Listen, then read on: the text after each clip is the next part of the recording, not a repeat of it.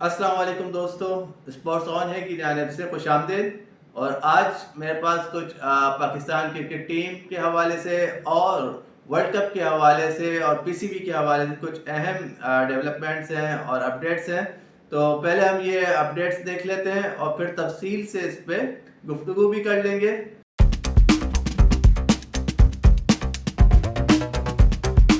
फ़खर ने मेरी बात मानने का कहा पर नहीं मानी बाबर आजम। फ़खर जमान ने शाहिद आफरीदी का रिकॉर्ड बराबर कर दिया। टीम को रिदम मिल गया, इसमें बहुत सलाहियत है।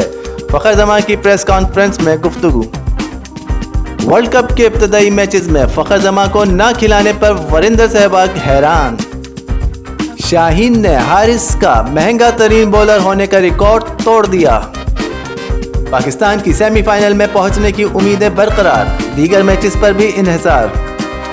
सोचा भी ना था 400 रन बनाकर हारेंगे केन विलियमसन। बाबर आजम मोहम्मद रिजवान ने सट्टेबाज कंपनियों की करोड़ों की पेशकश ठुकरा दी। वर्ल्ड कप जनूबी अफ्रीका को 243 रन से शिकस्त, भारत की मुसलसल 8वीं कामयाबी। जी तो अब तफसील से बात कर लेते हैं, लेकिन तफसील से जाने से पहले अगर आप चैनल पे नए हैं तो पहले चैनल को सब्सक्राइब कर लीजिए और बेल आइकन को प्रेस कर दीजिए। व्यूवर्स, तो अभी जो पाकिस्तान की एक शानदार कामयाबी जो न्यूजीलैंड के खिलाफ हुई 21 रन के साथ बारिश होने की वजह से, तो इसके बाद पीसीबी ने जो बड़ी बेहतरीन पार्टनरशिप लगी थी बाबर आजम और फ़खर जमान के दरमियान, तो इस मैच के फ़ौरन बाद पीसीबी ने एक वीडियो रिलीज़ करी जिसमें फ़खर जमान और बाबर आजम को एक साथ बैठे हुए दिखाया और दोनों की आपस की गुफ्तगू उन्होंने रिकॉर्ड करके रिलीज़ करी है। तो उस गुफ्तगू के हवाले से पीसीबी चैनल पे भी जाके आपको ये गुफ्तगू मिल सकती है, देखा जा सकता है। तो उसके हवाले से बाबर आजम ने पहले फ़खर से यही कहा कि मैंने जो उसको बात कही थी, फ़खर ने कहा मान ली थी, और लेकिन उसने उस पर अमल नहीं किया। और वो बात क्या थी? वो बात यही थी कि जब फ़खर जमा जब हिट कर लेते थे, छक्का लगा लेते थे किसी ओवर में, तो बाबर आजम के पास आते और बोलते कि अभी यार एक छक्का लग गया है, अब थोड़ा आराम से, और जो छक्के वाली बॉल मिले इस पर छक्का मारना। तो फ़खर जमा कहते थे ठीक है मैं ऐसे ही करूँगा, लेकिन अगर छक्के वाली बॉल नहीं भी मिलती थी, वो गुड लेंथ बॉल भी होती थी, तो उसको वो बाउंड्री के बाहर फेंक देते थे, छक्का बना लेते थे। तो इस पे बड़ी दोनों में अच्छी बातचीत हुई और बाबर आजम ने उसको एंडोर्स किया कि मैंने ये कहा था, लेकिन उसने इस पर अमल नहीं किया, लेकिन वो बहुत अच्छा खेलता रहा। और अगर हमारा 400 रन भी हमें पूरे करने पड़ते तो हम आराम से कर लेते। और इवन इन्होंने ये भी कहा कि अगर 450 का टारगेट भी होता तो हम वो भी अचीव कर लेते, क्योंकि इस तरह से बॉल बैट पे आ रही थी। और फ़खर जमा का जो हौसला और जो बैटिंग थी उनकी, जिस तरीके से वो दिलेरी के साथ उन्होंने बैटिंग करी और हर स्पिनर को, हर पेसर को उन्होंने आगे निकल के खेला और बैकफुट पे नहीं गए और मिडिल ऑफ द बैट उन्होंने हर बॉल को हिट किया। कोई ऐसी बॉल ऐसी नज़र नहीं आई जिस पे उन्हें चांस मिला हो या कोई एज हुई हो या कोई पीछे से बाउंड्री हो गई हो। उन्होंने बड़ी मिडिल ऑफ द बैट जाके बाउंड्री करी। तो इसके हवाले से फ़खर का और बाबर आजम का कहना था कि हमने हदफ अगर 450 रन का भी होता तो हम उस हदफ को पूरा कर लेते।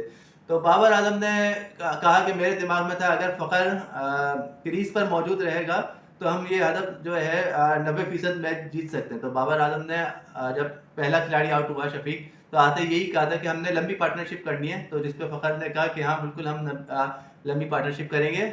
और फ़खर ने ये कहा कि मैंने बाबर को बताया कि बॉल बड़ी अच्छी बैट पे आ रही है और पिच बड़ा अच्छा खेल रही है और हम इस पर लंबी पार्टनरशिप कर सकते हैं। और फ़खर जमा का ये कहना था कि मैंने जो प्लान किया था वो ये किया था कि मैं चौथे ओवर में जाके थोड़ा सा हिटिंग करूँगा, लेकिन पिच इतना अच्छा खेल रही थी कि मैं दूसरे ओवर से ही मैंने ये हिट लगाना शुरू कर दी। तो इन्होंने जब बैटिंग के लिए फ़खर ने मुझे कहा कि पिच के बहुत अच्छी है, तो बाबर ने यही उनको सलाह दी कि हम लंबी पार्टनरशिप करते हैं। तो वीडियो में फ़खर जमान ने बाबर आजम से कहा कि आप मुझे ग्राउंड में हर छक्के के बाद क्या कह रहे थे? तो बाबर आजम ने कहा कि मैं कह रहा था कि फ़खर एक छक्का लग गया है, मसला नहीं है, अगर एरिया में आए तो मारना, वरना ज़बरदस्ती नहीं। इसने मेरी बात मानने का कहा, फिर ऐसा नहीं किया और ज़बरदस्ती के शॉट्स भी खेले। तो ये ओवरऑल बड़ा अच्छा मतलब दोनों का एक वीडियो है, पीसीबी ने जो है रिलीज़ किया था। तो इस हवाले से और फ़खर जमा की बेहतरीन बैटिंग रही और जिसका ज़का अशरफ जो पीसीबी के अभी चेयरमैन कहा जा सकता है, तो ज़का अशरफ ने भी जो है 10 लाख रुपए देने का इनाम देने का ऐलान किया है फ़खर जमां की बेहतरीन परफॉर्मेंस पर। जी दोस्तों, आप बात कर लेते हैं फ़खर जमां की तबाहकुन बैटिंग जो उन्होंने जारियाना बैटिंग करी हालिया मैच में न्यूजीलैंड के साथ। तो उसमें बहुत से कमेंटेटर्स और दुनिया में चर्चा किया जा रहा है कि पाकिस्तान को दूसरे सईद अनवर मिल गए हैं और उन्हें फ़खर जमां की बैटिंग में सईद अनवर की झलक नज़र आई। जिस तरह से सईद अनवर ने 2007 के वर्ल्ड कप में और दूसरे वर्ल्ड कप में या मैचेस में वो ओपनिंग स्टैंड फराहम करते थे और लगता नहीं था प्रेशर में खेल रहे हैं कभी, तो इसी तरह फ़खर जमां ने विदाउट एनी प्रेशर जो इनिंग खेली, बेहतरीन इनिंग खेली, लाजवाब इनिंग खेली।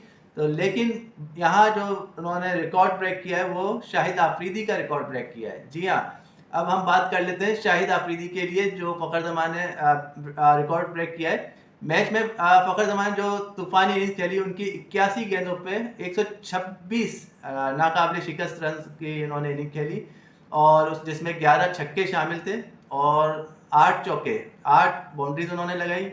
और ये वर्ल्ड कप में किसी भी पाकिस्तानी बैटर के एक इनिंग्स में सबसे ज़्यादा छक्के थे।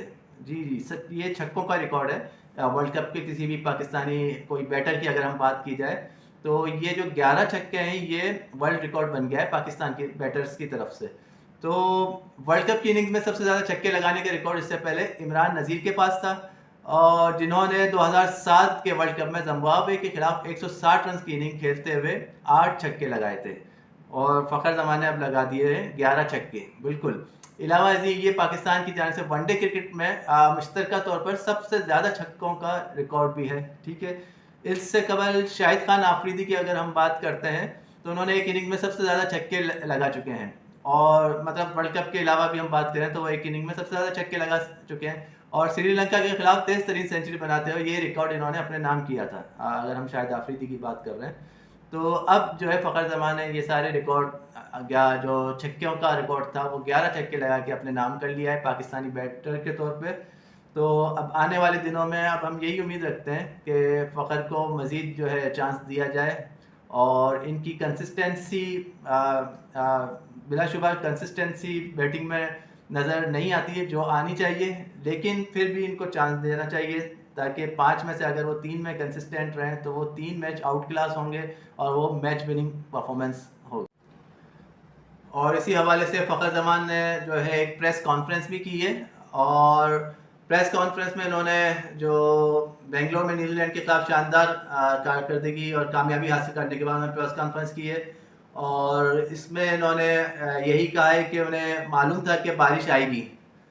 अच्छा, एक जगह बाबर आजम ने जो अभी वीडियो रिलीज़ किया था पीसीबी ने, उसमें कहा था कि हमें मालूम नहीं था कि बारिश फोरकास्ट तो थी लेकिन मैच के दौरान कब आएगी ये मालूम नहीं था। लेकिन इन्होंने फ़खर जमां ने अपनी प्रेस कॉन्फ्रेंस में कहा कि हमें मालूम था कि बारिश आएगी तो हम उसी हिसाब से मतलब अपनी बैटिंग कर रहे थे। तो जब मैच एक बार रुका और फिर जब दोबारा से शुरू हुआ, तो जब मैच दोबारा से शुरू हुआ तो जब 20वां ओवर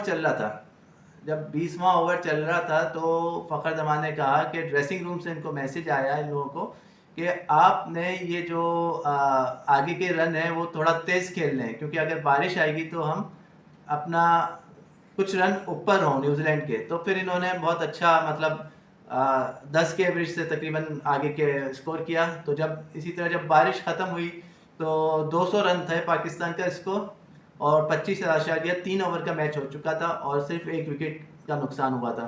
तो उस हवाले से उन्होंने प्रेस कॉन्फ्रेंस की कि हमें मैसेज मिलते रहे थे कि किस तरह खेलना है, क्या करना है, क्या हिकमत अमली बनानी है और बारिश जो वेदर था, करंट वेदर जिस तरह से डेवलपमेंट हो रही थी, चेंज हो रहा था, उस हवाले से ये अपनी इनिंग्स को फर्दर प्लान करते गए और एक अच्छी पार्टनरशिप लगी और तेज़ रन बनते रहे। अगर उस वक्त रन कम बनते या प्रेशर में खेलते तो हमने ये मैच बारिश होने के बावजूद भी हार जाना था, लेकिन हमारा रन रेट न्यूजीलैंड के रन रेट से आगे रहा, रन हमारे आगे रहे। तो ये आखिर में जो डीएलएस मेथड अप्लाई हुआ था उसके मुताबिक 21 रन से पाकिस्तान को जीत मिली। तो फ़खर ने अच्छा आखिरी में अपनी प्रेस कॉन्फ्रेंस में जो है बॉलर्स को थोड़ा सा सपोर्ट किया, अपने बॉलर्स को उन्होंने कहा, साथ में इनका ये कहना भी था कि बैटिंग विकेट पर हमारे बॉलर्स ने न्यूजीलैंड को 30 से 40 रन कम बनने दिए, जो कि उनकी ये जस्टिफिकेशन समझ नहीं आती। ऑलरेडी जब 400 रन बन चुके हैं तो 30-40 रन कम दिए तो ये समझने में आने वाली बात नहीं है, क्योंकि और टीमें भी खेल रही हैं। इंडिया ने कल जो है साउथ अफ्रीका को 89 रन पे ढेर कर दिया। इससे पहले श्रीलंका को 55 रन पे ढेर किया। उससे पहले ऑस्ट्रेलिया को 200 रन करने दिए, पाकिस्तान को ही 200 नहीं करने दिए। तो मतलब और टीमें भी खेल रही है ना, उनके बॉलर भी बॉलिंग करा रहे हैं। हमारी बॉलिंग को क्या हो गया, मतलब हमारी बॉलर जो है वर्ल्ड कप रिकॉर्ड बना रहे हैं महंगे तरीन बॉलर्स का। हारिस रऊफ उन्होंने महंगे तरीन बॉलर का रिकॉर्ड बना लिया। फिर जवाब में शाहीन ने कहा मैं क्यों पीछे रहूं, मैं भी रिकॉर्ड बनाऊंगा। तो उससे ज़्यादा खतरनाक बॉलिंग शाहीन ने करी और कॉस्टली बॉलर का, वर्ल्ड कप के कॉस्टली बॉलर का रिकॉर्ड उन्होंने अपने नाम किया। तो बॉलिंग में पाकिस्तान को बहुत ज़्यादा इंप्रूवमेंट की ज़रूरत है। जी तो दोस्तों अब बात कर लेते हैं वीरेंद्र सहवाग की, जो भारत के तेज तरीन स्टार ओपनर थे और वो अपनी धुआंधार बैटिंग की वजह से जाने जाते थे। लेकिन आज उन्होंने फ़खर जमा की जो धुआंधार बैटिंग थी उसकी बड़ी तारीफ़ करी है, लेकिन साथ में उन्होंने हैरानगी का इजहार भी किया। उन्होंने कहा कि मैं हैरान हूँ इस बात पे कि पाकिस्तान ने जो अपने वर्ल्ड कप के इब्तदाई अहम मैचेस थे, जो मतलब साउथ अफ्रीका के ख़िलाफ़, इंडिया के ख़िलाफ़, ऑस्ट्रेलिया के ख़िलाफ़ और इवन के मतलब श्रीलंका या जो भी अफ़गानिस्तान के ख़िलाफ़ जो भी अहम मैचेस थे, उसमें पाकिस्तान ने फ़खर जमा को क्यों चांस नहीं दिया और इमाम को वो खिलाते रहे। उनका कहना दुरुस्त है, क्योंकि अगर फ़खर जमा को अगर आपने इंडिया के ख़िलाफ़ चांस दिया होता, उनका इंडिया के ख़िलाफ़ आप रिकॉर्ड देख लें, अगर हम चैम्पियंस ट्रॉफ़ी को एक तरफ रख देते हैं और अगर वर्ल्ड कप को अभी हम पिछली चैम्पियंस ट्रॉफ़ी देखें या दूसरे मैचेस देखें इंडिया के साथ, तो फ़खर जमा का हम रिकॉर्ड देख सकते हैं क्या बेहतरीन इनिंग्स हैं उनकी इंडिया के ख़िलाफ़। तो उसको तरजीह देते हुए आप इमाम को चांस देते रहे। इमाम की परफॉर्मेंस देख लें, आप पिछली भी देख लें और ये एग्जिस्टिंग वर्ल्ड कप में भी देख लें, और सिर्फ 2 मैच आपने फ़खर जमा को चांस दिया, दोनों में उन्होंने बेहतरीन परफॉर्मेंस दिखाई। तो यहाँ पे हैरानगी उनकी सही है और हैरानगी बनती है। और दोस्तों यहाँ पे हम फिर से एक बार शाहीन आफरीदी और हारिस रऊफ की लाजवाब बॉलिंग की बात कर लेते हैं, जो कि वर्ल्ड कप में हमें कहीं नज़र नहीं आई सिवाय बांग्लादेश के मैच के और एक आध मैच और। इसके अलावा हारिस रऊफ स्पेशली इतना पिटे हैं मैच में, इतना पिटे हैं वर्ल्ड कप में कि जिसकी कोई इंतहा नहीं। और आपके जो मैन बॉलर इस तरह से पिटे तो फिर आपके पास कोई और दूसरा अल्टरनेट होता नहीं कि आप उसका बी प्लान क्या होता है, कुछ नहीं है हमारे पास। तो अगर हम हारिस रऊफ की बात करें तो उन्होंने 10 ओवर में न्यूजीलैंड के साथ 85 रन देकर एक नया वर्ल्ड कप का रिकॉर्ड, महंगे तरीन बॉलर का रिकॉर्ड उन्होंने अपने नाम किया। ऐसा नहीं तो ऐसा ही। और फिर शाहीन आफरीदी, उन्होंने भी जो है 2 हाथ वो उनसे आगे रहे। उन्होंने जो है 10 ओवर में 90 रन दे के, जी 5 रन ज़्यादा दिए हारिस रऊफ से, 90 रन दे के तेज़ तरीन महंगे तरीन बॉलर का वर्ल्ड कप का रिकॉर्ड अपने नाम कर लिया है। जी तो अब बात कर लेते हैं न्यूजीलैंड को हराने के बाद पाकिस्तान का अगला मतलब चांसेस क्या हैं सेमीफाइनल खेलने के लिए। तो इसमें यही है कि पाकिस्तान ने अपने अहम मैच में न्यूजीलैंड को हरा के 2 कीमती पॉइंट्स तो हासिल कर लिए हैं, लेकिन अब भी सेमीफाइनल में जाने के लिए वो इंतज़ार कर रहा है। जो अब आने वाला न्यूजीलैंड और श्रीलंका का मैच है वो बड़ा अहम मैच है। उसमें अगर न्यूजीलैंड हार जाता है श्रीलंका से तो पाकिस्तान डायरेक्टली क्वालिफाई कर जाएगा इंग्लैंड को हराने के बाद। सिर्फ इंग्लैंड को उसको हराना होगा, चाहे कम मार्जिन चाहे कम मार्जिन, ज़्यादा मार्जिन, लेकिन सिर्फ इंग्लैंड को हराना होगा और सेमीफाइनल के लिए क्वालिफाई कर जाएगा। लेकिन अगर न्यूजीलैंड श्रीलंका को हरा देता है और उसके पॉइंट्स बराबर आ जाएंगे पाकिस्तान के, और फिर पाकिस्तान को इंग्लैंड को हराना लाजमी तो होगा, लेकिन साथ में एक अच्छे मार्जिन के साथ, कम से कम 80-90 रन के मार्जिन के साथ हराना होगा पाकिस्तान को इंग्लैंड को, पाकिस्तान ने इंग्लैंड को, और फिर इसके बाद वो क्वालिफाई कर सकेगा। अदरवाइज़ ये है कि अगर पाकिस्तान खुदा न खास्ता हार जाता है इंग्लैंड से और न्यूजीलैंड श्रीलंका से जीत जाता है तो भी ये सिचुएशन होगी कि पाकिस्तान का रन रेट बहुत ज़्यादा होना चाहिए न्यूजीलैंड से और मार्जिन फिर और भी ज़्यादा बढ़ जाएगा इंग्लैंड को हराने का। तो अभी सिचुएशन अभी हम ये नहीं कह सकते कि पाकिस्तान सेमीफाइनल के लिए क्वालिफाई कर जाएगा या नहीं। जब कुदरत का निज़ाम चल गया है तो श्रीलंका और न्यूजीलैंड के मैच में भी कोई ना कोई पॉसिबिलिटी हो जाएगी और पाकिस्तान इंग्लैंड को हराने में भी कामयाब हो जाएगा और पाकिस्तान सेमीफाइनल के लिए क्वालिफाई कर जाएगा। लेकिन अगर हम देखा जाए कि अफ़गानिस्तान अफ़गानिस्तान को भी हम जो है इग्नोर नहीं कर सकते, वो भी सेमीफाइनल की दौड़ में शामिल है और उसको 2 में से जो है अगर वो एक मैच जीतता है, अगर दोनों मैच जीतता है तो उसका रन रेट देख के वो अगर रन रेट उसका बरकरार अच्छा रहा तो वो क्वालिफाई करेगा सेमीज के लिए, और अदरवाइज 2 में से कोई एक मैच हार भी जाता है तो वो उसके लिए प्रॉब्लम क्रिएट करेगा। और दोनों ही अगले मैच अफगानिस्तान के काफ़ी टफ मैचेस हैं। जी, तो अब बात कर लेते हैं कैम विलियमसन की, जो न्यूजीलैंड के कैप्टन है। बड़ी मायूसी में इन्होंने ये इस चीज़ का इजहार किया कि कभी सोचा भी ना था कि 400 रन्स, एक पहाड़ जैसा हदफ है और 400 रन का एक बहुत बड़ा हदफ होता है, वो भी ओडीआई के हवाले से, कि 400 रन बनाने के बावजूद भी हम लोग ये मैच हार जाएंगे, और ये वाकई में हिस्ट्री में कभी नहीं हुआ है। मगर कुदरत का निज़ाम, एक बार फिर बारिश हुई, और कैसे बारिश, पहले ये देखा जा रहा था कि बारिश होने से पाकिस्तान को नुकसान होगा, लेकिन पाकिस्तान को जब बारिश के इन बिटवीन जो मैच रुका फिर दोबारा शुरू हुआ, उसमें जो 4-5 ओवर के दरमियान जो पाकिस्तान ने 160 से 200 तक का जो 40 रन का इंक्रीमेंट था रन्स का, तो जिस तरीके से वो उन्होंने किया वो लाजवाब रहा और वो बढ़तरी हासिल कर गया न्यूजीलैंड की टीम पे, और 21 रन हम उससे हावी रहे, ऊपर रहे। उसी 21 रन के बदौलत डीएलएस मेथड के रूल के तहत पाकिस्तान को ये विन दी गई, जो कि कुदरत के निज़ाम के तौर पे ये कंफर्म करती है, और आगे भी अगर ये निज़ाम चलता रहा और पाकिस्तान को भी कुछ करना होगा। अच्छा, तो जी यहाँ पे एक बड़ी अहम डेवलपमेंट है बाबर आजम और मोहम्मद रिजवान के हवाले से, जो उनका स्कैंडल चल रहा है उसके हवाले से बड़ी अहम डेवलपमेंट है कि कुछ लोकल न्यूज़पेपर है या न्यूज़ है, मीडिया है, तो उसने ये इंकशाफात किए हैं और उन्होंने कहा है कि डेफा न्यूज़ जो है उसके साथ बाबर आजम और मोहम्मद रिजवान की शराकतदारी जो थी वो उन्होंने बड़ी ऑफ़र करी, जो सरोगेट बैटिंग कंपनीज़ हैं, जो बैट करती हैं और बैटिंग कंपनीज़ हैं और अपने लोगो लगाने का कहती हैं डिफरेंट प्लेयर्स को, और उसके तहत वो बड़ा बड़ा भारी अमाउंट प्लेयर को जो है ऑफर्स करती हैं, तो उनके जाल में बहुत से प्लेयर्स आ भी जाते हैं और वो कबूल कर लेते हैं। असल में वो सट्टेबाज कंपनियां होती हैं और वो एक शराफत का लवादा ओढ़ के ये जो घिनौना खेल है पाकिस्तान में या पूरी वर्ल्ड में वो खेला जा रहा है, तो उसके तहत वो प्लेयर्स को एक तरीके से ख़रीद लेते हैं और वो अपने लोगोज़ उनके शर्ट्स पे लगवाते हैं। लेकिन बाबर आजम और मोहम्मद रिजवान को इस बात की दाद देनी पड़ेगी कि उन्होंने बड़ी बड़ी पेशकश को ठुकरा दिया है। जी हाँ, एक कंपनी ने, जो सरोगेट की कंपनी थी, बाबर आजम को जो है 2.5 अरब रुपए सालाना का माहिदा की ऑफ़र करी, जो बाबर आजम ने ठुकरा दी, नहीं कबूल करी।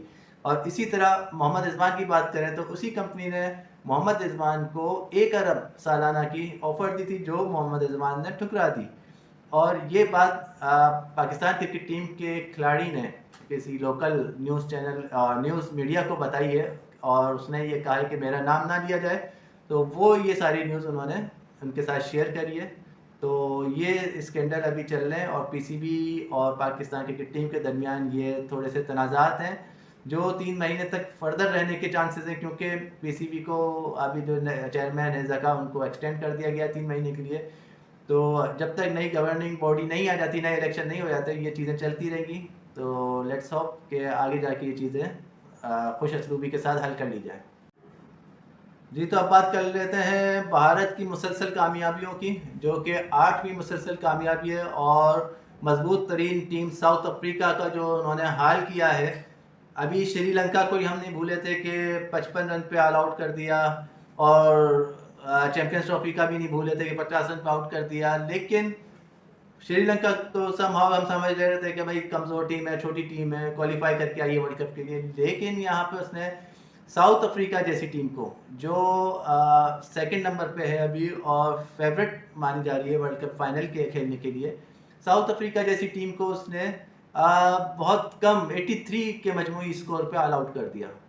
और हदफ कितना दिया था उन्होंने? 327 का। और फिर एक बार फिर विराट कोहली ने अपनी एग्जिस्टेंस जो है एक्सपोज करी, उन्होंने अपनी जो प्रेजेंस थी वो शो करी और बेहतरीन सेंचुरी स्कोर करी, और उनकी सेंचुरी के स्कोर के बदौलत भारत 327 का एक बड़ा टारगेट दिया और साथ में रोहित शर्मा को हम नहीं भूलेंगे। रोहित शर्मा ने बेहतरीन 40 रन का जो है ओपनिंग स्टैंड दिया था, मतलब 40 रन उनके खुद के थे, शराकतदारी जो थी 40 रन की थी।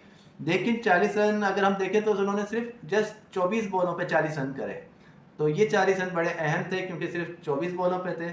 अगर हमारे कप्तान 50-60 रन करते हैं और बॉलें उनकी जो है वो 90-98 के स्ट्राइक रेट पे होती हैं, तो वो इतना मैटर नहीं करता जितने ये 40 रन मैटर करते हैं, क्योंकि आपका प्रेशर भी इस पर आप खुद अपोनेंट टीम को अंडर प्रेशर ले आते हो और आने वाले प्लेयर्स के लिए एक बड़ा बेहतरीन मौका मिलता है कि वो उसको कंटिन्यू रखें।